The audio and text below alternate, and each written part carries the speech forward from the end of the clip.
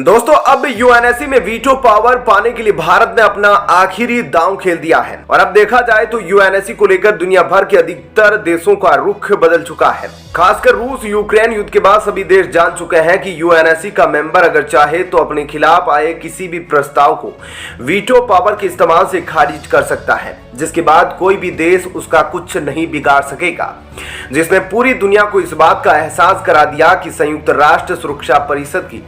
स्थायी सदस्यता कितनी बड़ी क्षमता हो जाती है, जिसकी वजह से भारत इस महत्वपूर्ण संगठन में सीट हासिल करने के लिए पिछले काफी सालों से प्रयास कर रहा है। लेकिन अभी तक भारत को सभी परमानेंट देशों की तरफ से समर्थन के नाम पर सिर्फ आश्वासन और बयान ही मिले हैं। लेकिन जब जमीनी स्तर पर बड़े कदम उठाने की बात आई तो सभी देशों ने पीठ दिखा दी और कई अलग अलग तरह के बहाने बनाकर यूएनएससी में होने वाले बड़े रिफॉर्म को रोक दिया। लेकिन अब इन देशों की हरकतों को देखकर भारत भी सक्रिय हो चुका है, जिसके तहत हाल ही में भारत का गुस्सा फूट पड़ा और इस पूरे मामले पर भारत के विदेश मंत्री एस जयशंकर ने पूरी दुनिया को हैरान करने वाला एक बड़ा बयान दिया है, जिसने सभी देशों को चौंका दिया। ऐसे में क्या है पूरी खबर और एस जयशंकर ने क्या कुछ कहा, इन सभी बातों के बारे में अब आपको थोड़ा विस्तार से बताते हैं। दरअसल दोस्तों एस जयशंकर ने भारत की स्थायी सदस्यता को लेकर पूरी दुनिया को चेतावनी देते हुए यह बात साफ तौर पर कह दी कि आखिर यह देश संयुक्त राष्ट्र सुरक्षा परिषद का दरवाजा भारत के लिए कब तक बंद रख सकते हैं।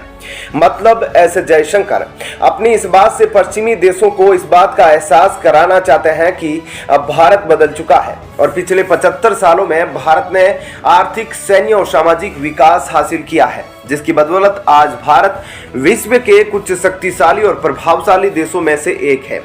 ऐसे में चाहे कुछ भी हो जाए, ज्यादा लंबे समय तक कोई भी देश भारत को यूएनएससी की सदस्यता से बाहर नहीं रख सकता,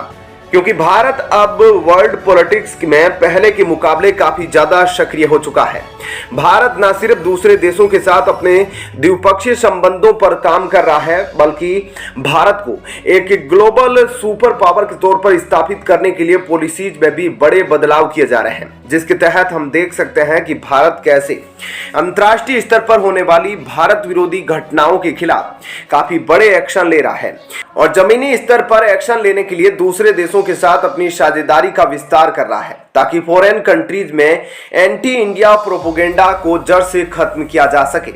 साथ ही हमारे विदेश मंत्री का यह बयान ऐसे समय पर आया है जब भारत के पास न सिर्फ G20 जैसे महत्वपूर्ण संगठन की प्रेसिडेंसी मौजूद है, बल्कि फिलहाल भारत SCO की अध्यक्षता भी कर रहा है। यानी मौजूदा समय में कुछ बड़े और सबसे शक्तिशाली प्लेटफॉर्म की कमान भारत के हाथों में है। इसलिए भारत जैसे महत्वपूर्ण देश के विदेश मंत्री का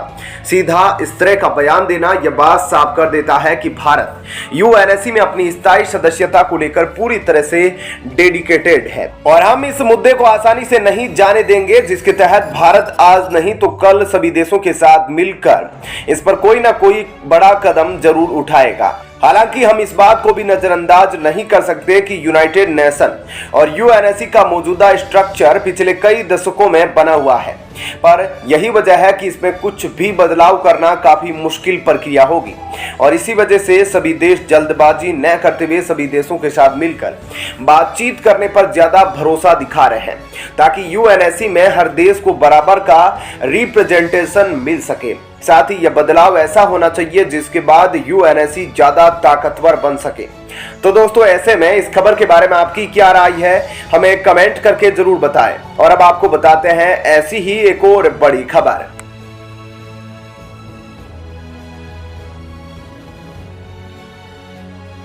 दोस्तों एग्रीकल्चर और खाद्य सप्लाई के मामले में अगर देखा जाए तो आत्मनिर्भर भारत दुनिया के कई देशों से कई गुना ज्यादा अच्छा है, क्योंकि आज भारत में आटा, दाल, चावल और दूध जैसी बेसिक चीजों की कीमतें थोड़ी बड़ी तो जरूर है, लेकिन अगर हम इन्फ्लेशन को ध्यान में रखते हुए भारत में मौजूदा खाद्य पदार्थों की कीमतों को अरब देश या फिर यूरोपीय देशों की कीमतों से कंपेयर करें तो आपको यह बात आसानी से समझ आ जाएगी कि भारत में हालात कितने ज्यादा अच्छे हैं। लेकिन अगर कुछ ऐसे देशों की बात की जाए जहां चावल जैसी आम जरूरत की आइटम में भी कमी है, तो सबसे पहले ईरान का नाम सामने आता है। आपको यह बात जानकर हैरानी होगी कि अपने न्यूक्लियर प्रोग्राम की वजह से ईरान पर लगाए गए प्रतिबंध इतने घातक साबित हुए हैं कि मौजूदा समय में ईरान के अंदर ऊर्जा के साथ साथ खाद्य पदार्थों का एक बहुत भयानक संकट पैदा हो चुका है, जिसके तहत अब ईरान में चावल और आटे जैसे बेसिक आइटम के लिए लोग भी काफी सोच समझकर पैसे खर्च कर रहे हैं, क्योंकि ईरान के पास चावल और दूसरे खाद्य पदार्थों की पर्याप्त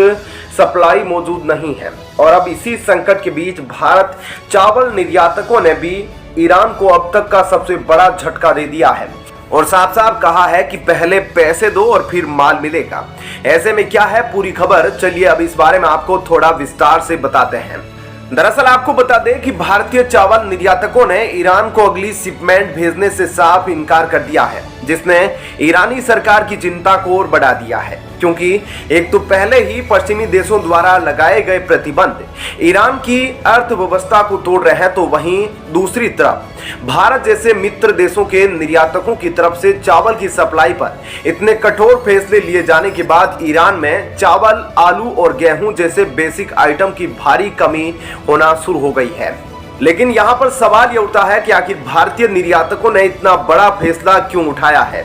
तो आपको बता दें दोस्तों कि भारतीय निर्यातकों के पास ईरान को चावल की अगली शिपमेंट न भेजने का एक सॉलिड रीजन मौजूद है।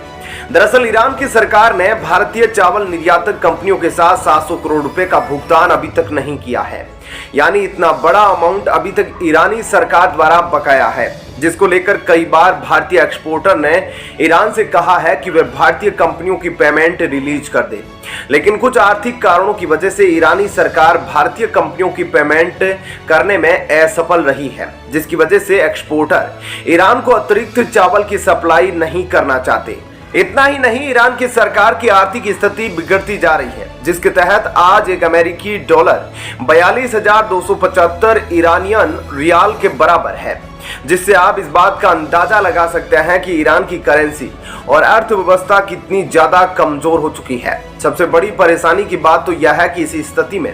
अगले कुछ महीनों या साल तक सुधार होने की कोई संभावना नजर नहीं आ रही है, जिसकी वजह से अब भारतीय चावल निर्यातकों ने भी ईरान से दूरी बनाने का फैसला कर लिया है, क्योंकि आखिर बिजनेस में आप बिना प्रॉफिट देखे लगातार चावल की सप्लाई नहीं कर सकते। यही कारण है कि भारत ने अपने सभी शिप्स कंटेनर जो कि ईरान की तरफ जा रहे थे उनको रोकने का फैसला किया है। हालांकि इस बीच पूरी सिचुएशन पर ईरानियन सरकार का कहना है कि जो पेमेंट बकाया है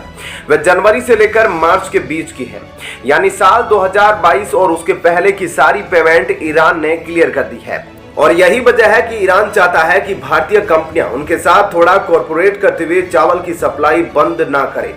क्योंकि ईरान भारतीय कंपनियों का बकाया 700 करोड़ रुपए रिलीज करने का कोई तरीका निकाल रहा है। और अगर चावल की सप्लाई रुक जाएगी तो ईरान की स्थिति काफी ज्यादा खराब हो सकती है। इसलिए ईरान चाहता है कि भारतीय चावल की सप्लाई ना रुके। तो दोस्तों, ऐसे में इस खबर के बारे में आपकी क्या राय है, हमें कमेंट करके जरूर बताइएगा।